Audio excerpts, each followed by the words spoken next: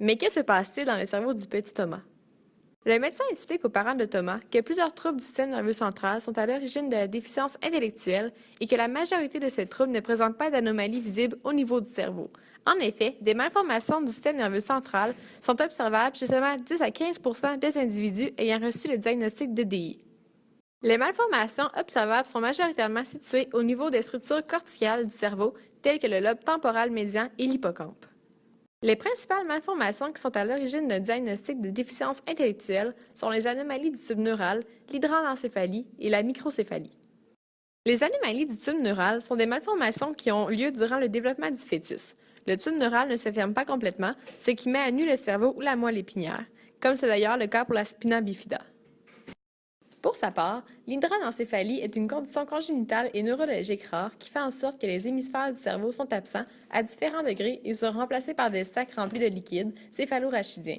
L'hydranencephalie résulte d'un développement anormal du système nerveux du fœtus durant les premiers stades de son développement dans l'utérus. La microcéphalie est une anomalie rare de la croissance de la boîte crânienne qui se caractérise par un diamètre de la tête inférieur à la normale.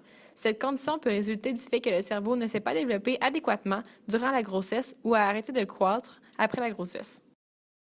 Il est important de mentionner que plusieurs anomalies congénitales à l'origine de la déficience intellectuelle s'accompagnent de malformations qui ne sont pas seulement d'ordre neurologique, mais qui touchent les différents systèmes de l'individu. En effet, on estime que 5 des patients atteints de DI présentent une ou plusieurs atteintes au niveau des systèmes. Mais quelles seront les difficultés de Thomas dans son quotidien? La déficience intellectuelle peut avoir différents impacts sur la vie des personnes atteintes et ces impacts dépendent grandement du degré de sévérité de la déficience intellectuelle de la personne. Pour une DI légère, ce qui est le cas de Thomas, l'écart se creuse dès l'enfance car l'enfant a de la difficulté dans les apprentissages académiques.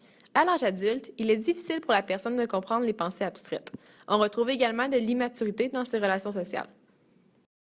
Pour une DI modérée, on observe un retard dès la petite enfance. L'enfant a les capacités d'apprendre à lire, à écrire et de comprendre la notion du temps, mais le temps requis pour le faire est plus long.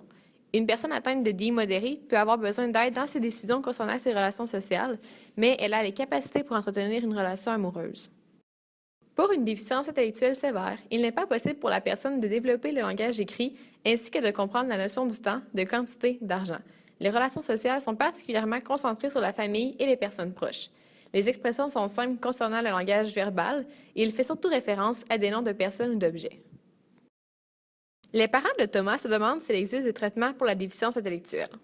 Le médecin leur fait part qu'il est important de considérer que la capacité intellectuelle d'un individu est généralement stable dans le temps. Il n'existe donc pas de traitement spécifique pour la déficience intellectuelle. Cependant, il est important de souligner que la DI s'accompagne bien souvent de comorbidités, qui, elles, peuvent être traitées. Par exemple, 25 des individus atteints de déficience intellectuelle présentent des troubles psychiatriques tels que la dépression, les troubles d'anxiété, les troubles de comportement, l'hyperactivité, l'épilepsie et la démence. Plusieurs de ces troubles psychiatriques peuvent être traités de manière efficace à l'aide des médications appropriées. Mais encore, certains troubles génétiques mènent au diagnostic de déficience intellectuelle. Ces derniers peuvent s'accompagner de problèmes de santé physique qui doivent être pris en considération par l'ergothérapeute durant l'intervention. Par exemple, un individu atteint de la trisomie 21 possède souvent des malformations cardiaques congénitales, des troubles de l'audition, des troubles de la vue, comme des cataractes, des troubles thyroïdiens ou le cancer. C'est alors que le médecin de Thomas le réfère en ergothérapie. L'intervention vise à l'habilitation plutôt qu'à la réhabilitation, soit restaurer la fonction. L'intervention vise aussi le développement de l'autonomie, l'intégration ainsi que la participation sociale de l'individu. L'ergothérapeute commence par une stimulation précoce de l'enfant entre 0 et 6 ans, chez lequel une DI est soupçonnée. Rappelons que le diagnostic est seulement posé à l'âge de 7 ans. Par la suite, l'intégration sensorielle est travaillée en plaçant l'enfant dans des activités qui lui procurent des stimulations sensorielles variées au niveau tactile, visuel, proprioceptif, vestibulaire et auditif. L'enfant sera ensuite amené à entraîner ses habiletés sociales par de l'enseignement des conventions sociales. La pratique répétée et le feedback sont des méthodes utilisées. L'utilisation de technologies est ensuite utilisée afin de structurer l'environnement et de diminuer les demandes de la tâche. Il est aussi important de faire une analyse du comportement afin de vérifier s'il y a présence d'un trouble grave de comportement. Merci! Nous comprenons mieux maintenant les impacts de la DI sur le développement de Thomas.